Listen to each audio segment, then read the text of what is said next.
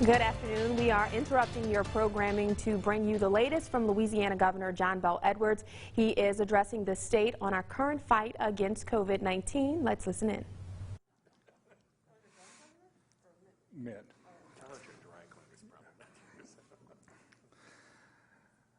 Good afternoon, everybody, and thank you for being here today. As you can see, I don't have Dr. Alex Bu with me, but I do have Dr. Courtney Phillips, the Secretary of the Department of Health. She's here pinch hitting for him today. He had a family obligation and was very, very well deserving of a few hours off, given how much he's been working, and how well he's been working as well. About the numbers today, you may have noticed we didn't update them. We're having a technical issue dealing with the domain. We're working through that. As soon as we can, we will get that information to you in terms of the number of new COVID-19 cases we have based on tests to be reported over the last 24 hours, the number of tests, and so forth. And I apologize, we just don't have those for you today. However, we do get information from other sources, so we do have some information for you.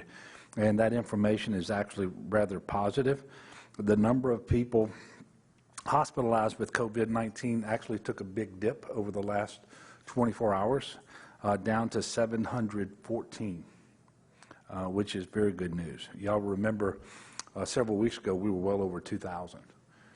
So 714. We have fewer than 100 people on ventilators for the first time since March the 23rd. And in fact, we have 90 individuals on ventilators. Obviously, anybody in the hospital with COVID-19 has a very serious medical condition, and those people on ventilators especially so. So we need to lift all of those individuals up in prayer.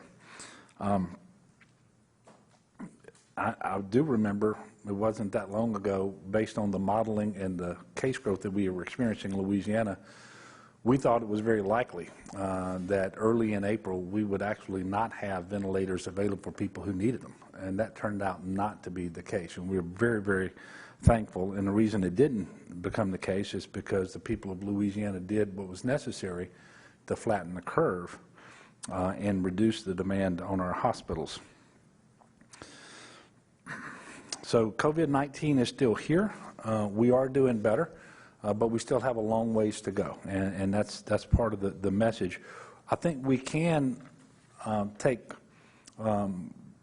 some satisfaction in the improvement that we have seen over the last several weeks, but we need to understand that continued improvement is going to mean that we continue to do things that are smart and follow CDC recommendations when it comes to sanitation, when it comes to distancing, when it comes to mask usage, and so forth.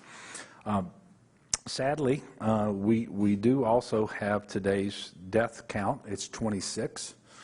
Again, these are 26 Louisianans. These are our brothers and sisters, our mothers and aunts and uncles and children and so forth. Obviously very sad, and would ask people to always remember that these are not numbers. These are human beings, and so we'd ask you to lift the families and friends of those individuals up in prayer. What we thought we would do today is get a little bit into the testing plan going forward that the Department of Health, under Secretary Phillips' leadership, will be submitting to Health and Human Services in Washington this weekend. So it was just a few days ago, HHS sent down a template for a testing plan that we're already working on, quite frankly, but we needed to complete that template, get that plan back to them. In exchange, we also know that HHS has some funding available for the state of Louisiana for testing and contact tracing. I think that maximum amount, and I think the plan is for that to suffice till the end of the year, is $190 million. So this is part of what we need to do to access and keep those funds coming, is to submit this plan. The good news is, under Dr. Phillips' leadership, we had already been working for a long time on a comprehensive testing plan that was very much in line with what the HHS wanted us to report on. Increasing testing across the state is important as we ease restrictions, open up more of our economy, get more people back to work, get more shoppers in our stores, diners in our restaurant, and so forth, because we want to do it safely, and we need to know what's going on over time. And the testing capacity increase is an integral part of the White House's phased reopening plan for the United States for that reason. To date, we have 347,647 tests reported to the state. That doesn't include today's numbers because we don't have today's numbers yet. And I will tell you that just over 11% of those tests have been positive. Now, the World Health Organization and the experts here in the United States talk about a 10% positivity rate. Anything below 10 is good, so we're getting really close. And I will tell you, it's been more than 20 days since we reported tests that had a positivity rate that exceeded 10. So it'll tell you that we've been moving in the right direction, but we still have a ways to go. And if we all work together effectively to slow the spread, expand our testing, we're going to see those positivity rates continue to come down. You know that we had a plan in the month of May to test 200,000 people in Louisiana. That's 4.3% of the state's population. I will tell you that with just, I guess it's 3 days now left in May, we are on track to make that happen. And we feel good about what we've been able to do, but it's not just about getting the right number of tests. It's making sure you're testing in the right places. The state's comprehensive plan includes 4 goals that help us to know not only that we've ramped up testing, but we have done so in a way that reaches all communities, and also show that we're slowing the spread of the coronavirus.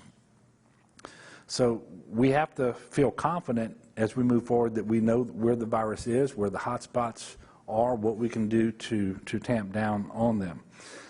So the 4 goals of the testing plan that Dr. Phillips is submitting is to increase the baseline testing by 100,000 tests by the end of May. We are today 13,224 tests short, not counting whatever today's numbers would have been. So we will meet that goal. Secondly, to achieve monthly statewide testing at 4% per capita. I just told you 200,000 actually gives us a little bit of a fudge factor because 4.3% is 200,000.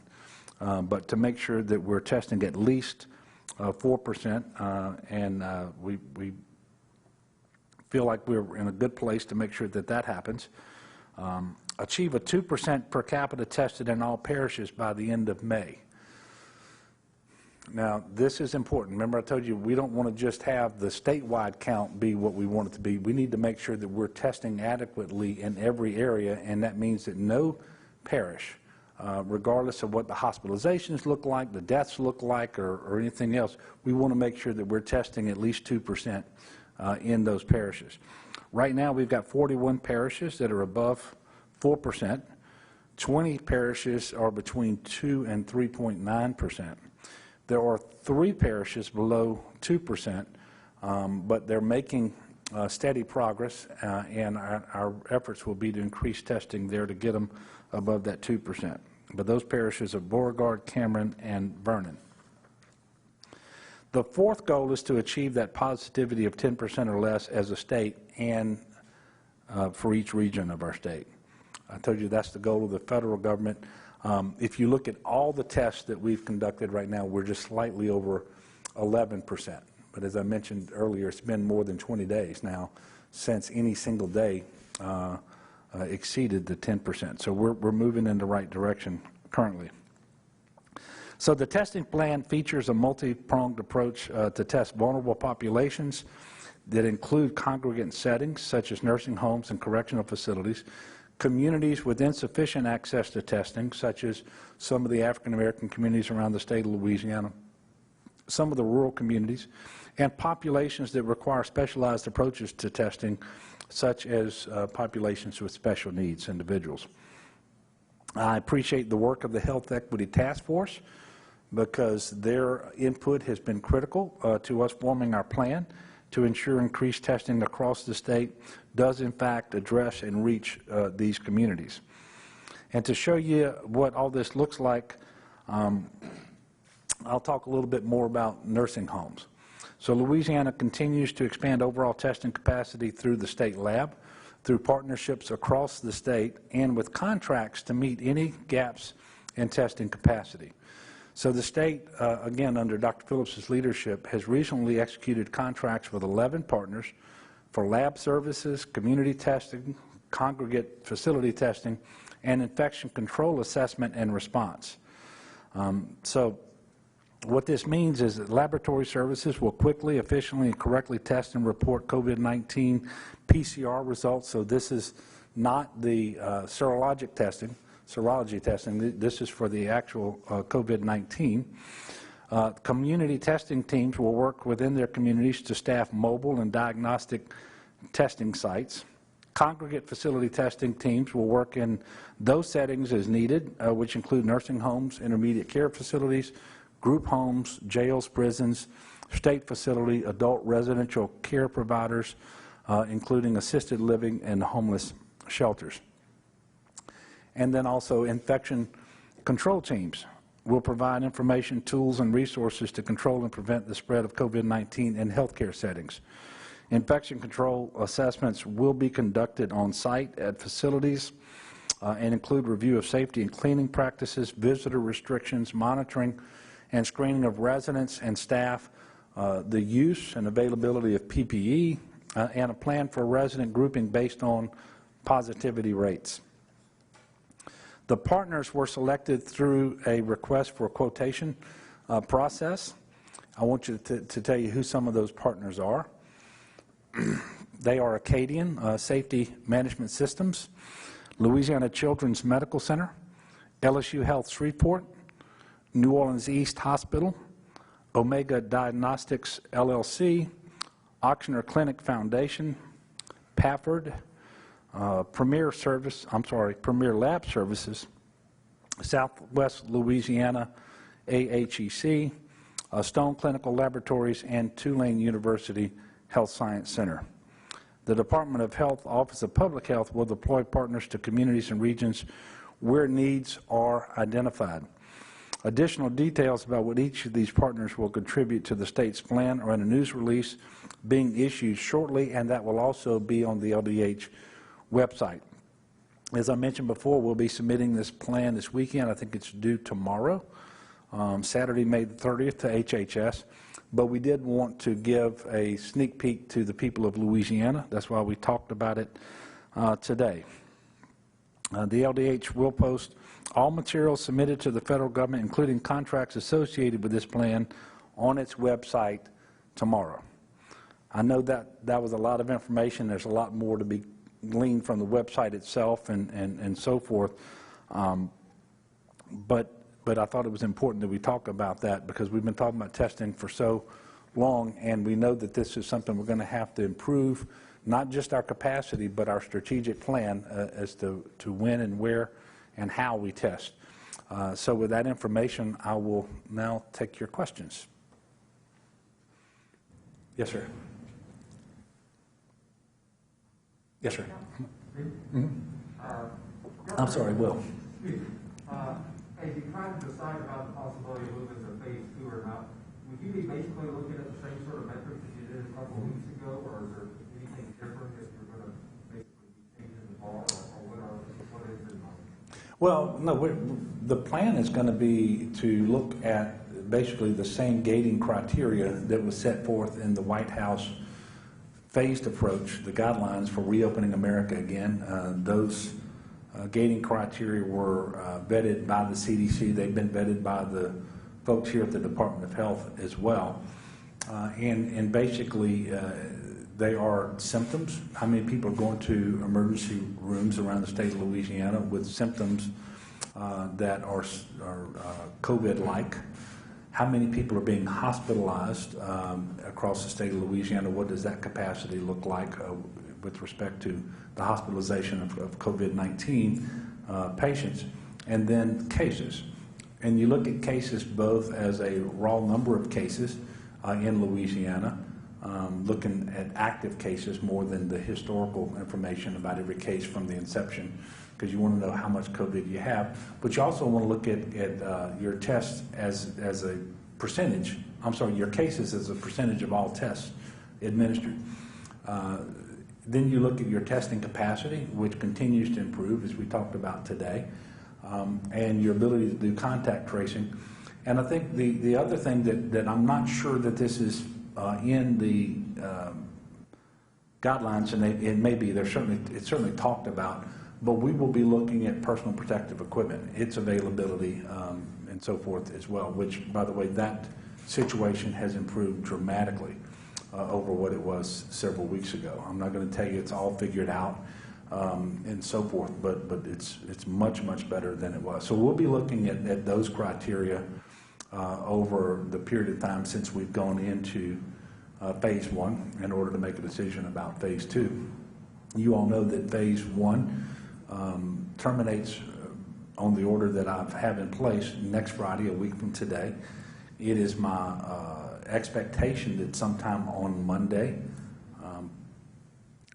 that I would be making an announcement as to what happens next Friday.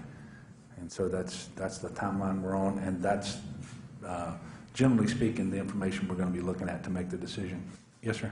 You mentioned, and if you already answered this, I apologize, you mentioned the 13,000 number as far as testing in your prepared remarks. I know we don't have today's testing numbers, but we haven't seen you since Wednesday. So as of, I guess, yesterday's number, how close are we to that 200,000 mark for the month of May? Yeah, so we're reporting 13,000 or so short, but that doesn't include today's numbers. And I really don't want to hazard a guess as to what today would look like. But I would tell you, as of yesterday, we needed just over 5,000 tests per day in order to get to the 200,000. And I have every reason to believe that we are going to get there. The other thing I wanted to point out and remind you, the 200,000 is our goal, and it's important to have as much testing as we can. That's 4.3% of the state's population to be tested in a given month. We really want to make sure we're testing at least 4%, and so we set a higher goal, so in case we came up short, we're already over the 4%. But we're going to get to the full 200,000 and 4.3%, I really believe. I can't tell you with any more precision exactly how far we have to go because we didn't get today's numbers, but as soon as we have them, we will certainly let y'all know. Yes, sir? What is the timeline for mobile testing? When does that roll out, and what does that look like? Is it buses going to neighborhoods? What does that look like? First of all, we've been doing a lot of mobile testing already. And we're doing that with a partnership between the Office of Public Health, GOSEP, and the Louisiana National Guard.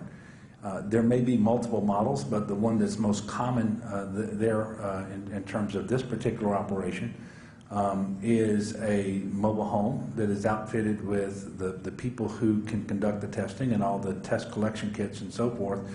They go to a community in Louisiana, and in advance of that, they announce to the community, we're going to be testing from 8 a.m. to 12 p.m., for example, at the Amy Community Center. I just made that up. For the next several days or whatever, and they put that out as best we can to communicate it to the public, and then they run that testing there. And then in consultation with the local government and the local Office of Emergency Preparedness, we will move that mobile testing to where we need it to be in order to make sure that we are adequately testing those areas, to make sure that we're getting the test per parish that we think we need and per community. Sometimes I get a request from a mayor of a town or from a parish president, and they ask me to make sure that we can get some additional testing in there. We will do that sometimes with a mobile lab. Sometimes we will bring on a partner, which might be a health clinic or a hospital. Sometimes it's the private sector, and we've been able to get Walmart, for example, to go into parishes. And this was particularly important if you remember back, Region 3, the river parishes between Baton Rouge and New Orleans were really spiking at one time, and we didn't yet have the test collection kits coming in the numbers that we needed them. We were able to get Walmart, for example, to go to LaPlace. And so that's what we're doing, it's a multifaceted approach, and it's something that's working really well. And we're not the only ones going out into the community. And while we just, for example, we just signed the contract with Oxnard, but people like Oxnard and Children's Medical Center, they've been doing walk-up testing in various communities in and around their hospitals for many weeks now. So it's a detailed process, and it's something that, quite frankly, I'm never going to say anything that we do is perfect, but the people at the Office of Public Health in our Department of Health have spent an awful lot of time, and we're really getting good partnerships in place all across the state of Louisiana. Everybody is interested in having more testing, not less testing. Courtney, I don't know if you had anything you wanted to add to that? As the governor mentioned, we have multiple community partners who are already providing testing in the community. So the hospital systems, our outpatient community clinics, as well as the F2HCs and RHCs. And so we do want to continue to acknowledge the work that they're doing in addition to the new CEAs that we signed. And so the governor outlined 11 partners, including LCMC. One of the things we do want to talk about is the congregate testing as well.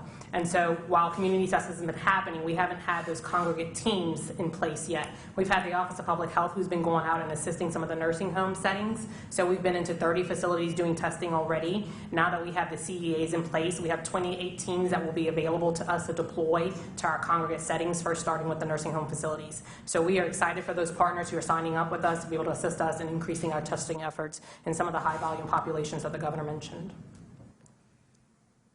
For Courtney? Anybody have another question for Courtney?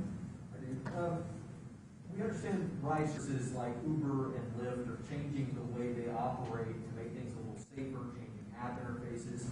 Should people be comfortable getting into an Uber right now, and how should they behave themselves when they're in there? So that's one of the things that we are looking at constantly in terms of what is the guidance around those elements. I don't have that specific guidance for you in terms of Uber, Lyft, and other rideshare. We can pull some information and provide to you. But again, in any type of setting, we want to make sure that we're putting out proper guidance so people are encouraged and are aware of what they should be utilizing. Again, masking, of course, in any type of situation is encouraged, but we can get you specific guidance around ride sharing.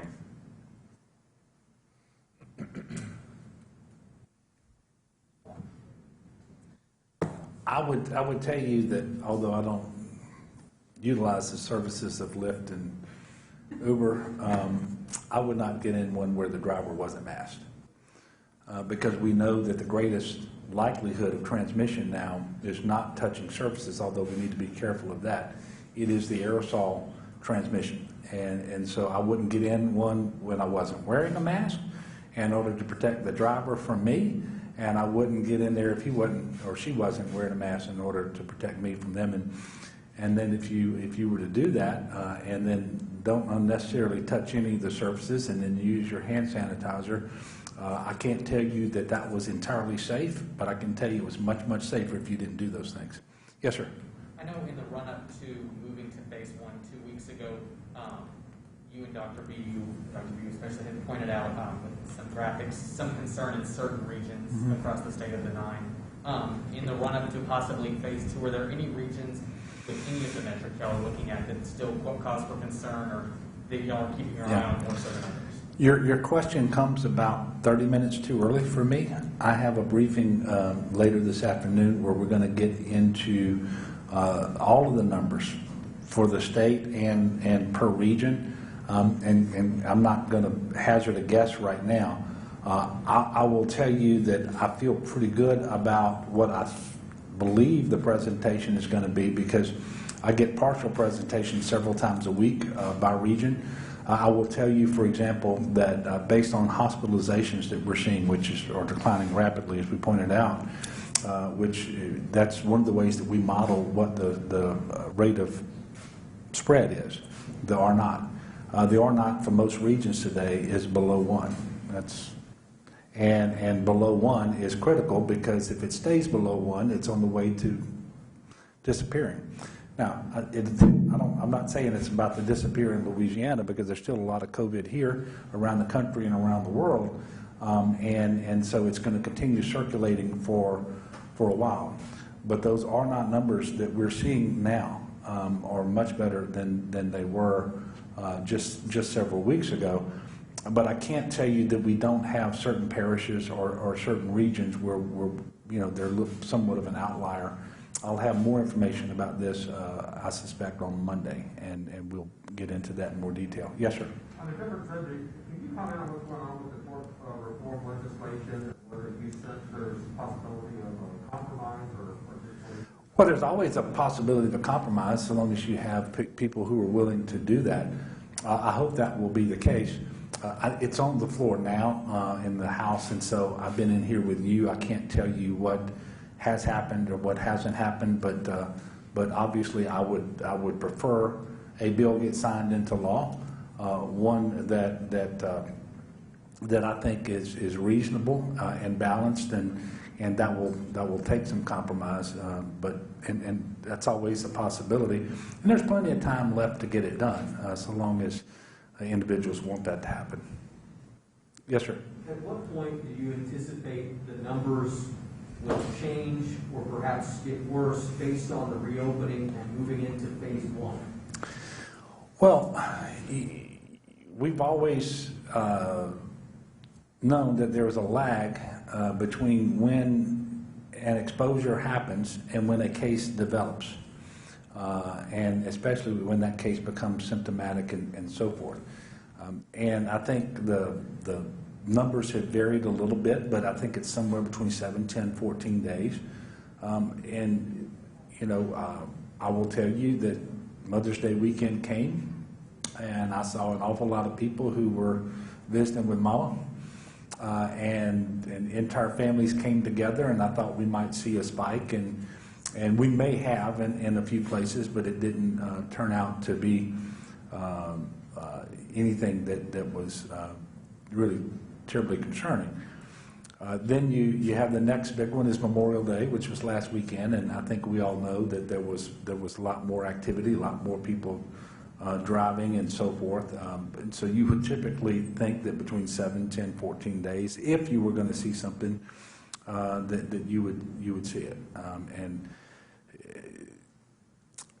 One of the challenges that we have is that, and I've said this over and over, if someone is symptomatic, they're much more likely to be tested, and they're much more likely to potentially go to the hospital and so forth. And so you know about those folks, and you know about those cases. The challenge with this particular disease is a significant percentage of the population that has it won't know that they have it. They remain either asymptomatic or so mildly symptomatic that they don't really change their behavior, they don't get tested, and they're out there circulating as a COVID case, and they are contagious.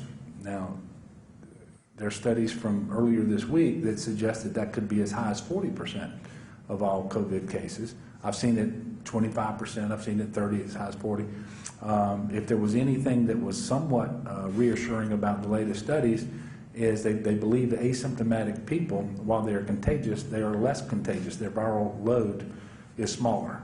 And so that would be, I guess, a little bit helpful. Yes, sir. I do have a question for Dr. Good. So with the COVID-19, a lot of people who have had those underlying health issues like hypertension and diabetes. When you look at the numbers in 2019 and 2018 of people who died from those same health issues, are we seeing an above average number in 2020 of people who have died from those things like hypertension and diabetes? So you're going to see increased number because of COVID in those same underlying conditions. So that's going to be the increase that you will see is a relation to COVID.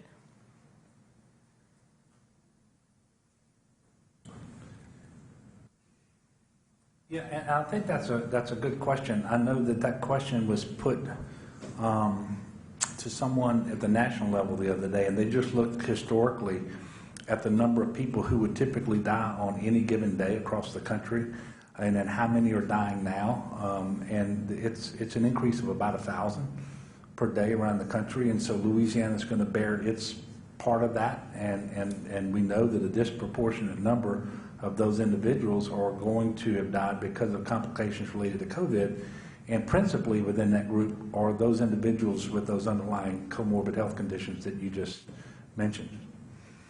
Okay, another question, and then we'll, yes, sir. What needs to happen between now and Monday for us to enter phase 2, as you would hope? Well, as we look at the data, we need to see that we meet the gating criteria. And it really is that simple. I think the first question from Will today, we went through what that criteria is. It hasn't changed. And we're going to look at that data statewide. We're going to look at it by region.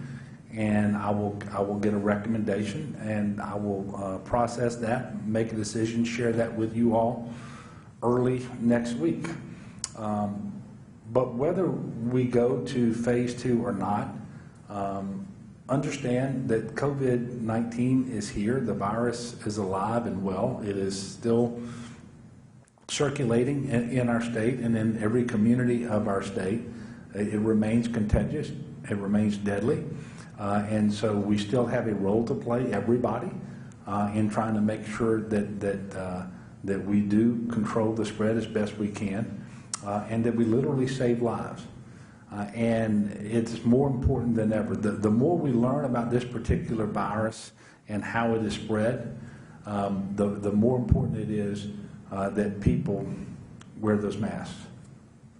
Anytime you're out of your home, outdoors or indoors, and closer than within 6 feet of people who are not part of your immediate household, you need to have that mask on.